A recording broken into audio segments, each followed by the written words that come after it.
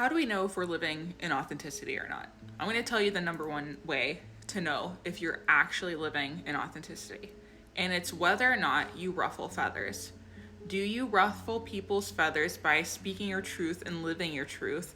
Or do you tend to keep certain things to yourselves because you don't want to bring something up in a conversation, because you don't want to start an argument, because you'd rather just let the time pass to move on, you'd rather just remove yourself from the situation later on?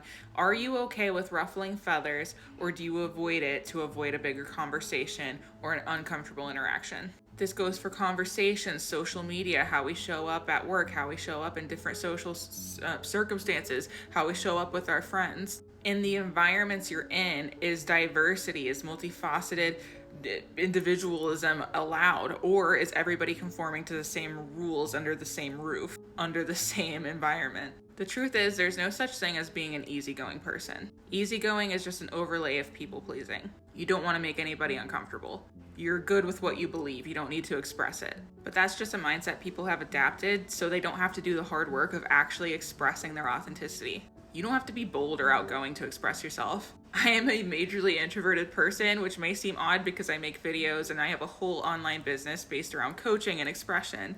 But it's because I've done the work to work through my fear of judgment, people pleasing, authenticity, to where I can actually show up, express myself, and know that I'll attract aligned people. And when I ruffle feathers, that has nothing to do with me. I'm not forcing anyone to believe anything. I'm just attracting the people that resonate with my messages, that resonate with me. That's authenticity. It's not conforming. It's not being afraid to express your opinion, to say what you do or don't like, to say what you do or don't agree with, to say your interpretation of things, even if you know it might not be the popular thing. But authenticity work is so essential in today's society. We can see this on bigger scales of how people conform to certain ways of living, certain religions, because it's easier to go along with what is rather than to challenge these systems, to think for ourselves, to be the odd one out, to be the one to stand in our difference, to honor that. But it's so essential that we do this so that others can feel empowered to do the same thing, so that we can live in diverse communities, to get along with each other, even though we have immense differences, to have interesting and deep conversations based on our differences, based on our individual